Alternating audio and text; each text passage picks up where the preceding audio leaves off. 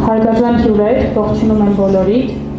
Այսօր Վահան Տերյանի ծննդյան օրը մենք հավաքվել ենք հարգանքով հիշելու մեծն բանաստեղծին, խոնարհվելու նրա հիշատակի առջև եւ եւս մեկ անգամ արժևորելու նրա թողած հարուստ մշակութային ժառանգությունը։ Այսօրը խորհրդանշական է Ջավախքին աջակցություն հիմնադրամի համար։ Հիմնադրամն արդեն 12 տարի իր գործունեությամբ նպաստում է Ջավախքի զարգացմանը, ոչ միայն խոսքով, այլ նաեւ գործով։ Այս տարիների ընթացքում իրականացվել են ավելի քան 300 ծրագիր եւ ավելի քան 500 միջոցառում, որոնց առանցքում մշտապես եղել են կրթությունը, մշակույթը եւ մշակութային ժառանգության պահպանումը։ Այս ուղղությամբ իրականացված ծրագրերի շարքում առանձնահատուկ նշանակություն ունի Վահան Տերյանի տուն-թանգարանի վերականգնման ծրագիրը,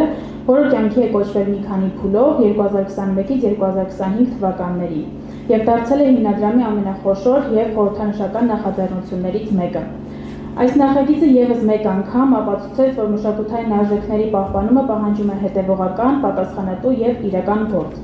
Վերականգնված տուն-թանգարանը այսօր ոչ միայն պատմական վայր է, այլև կենդանի մշակութային կենտրոն։ Հատուկ շնորհակալություն ենք հայտնում բոլոր բարերարներին, գործընկերներին, մասնակիցներին, մասնագետներին եւ աջակիցներին, ովքեր այս տարիների ընթացքում միացել են մեզ, եղել են մեր կողքին այս կարևոր առաքելության իրականացման գործում։ Հատկապես ուրախ ենք, որ նրանցից շատերը այսօր այստեղ դահլիճում են։ Թույլ տվեք իմ խորին շնորհակալությունը հայտնել այսօրվա բանախոսներին, Տիկին Սուզաննա Հովհաննիսյանին, պարոն Արուշան Հակոբյանին, Դավիթ Գասպարյանին, Գևորգ Էմիլտերյանին,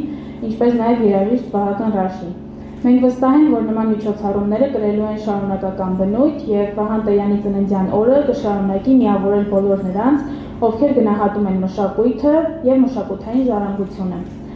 Շնորհակալություն բոլորիդ այսօր մեզ հետ լինելու համար եւ թող Վահան Տերյանի ստեղծագործությունը շարունակի ոգեշնչել եւ միավորել մեզ, քանի որ միասին ավելի ուժեղ ենք։ Շնորհակալություն։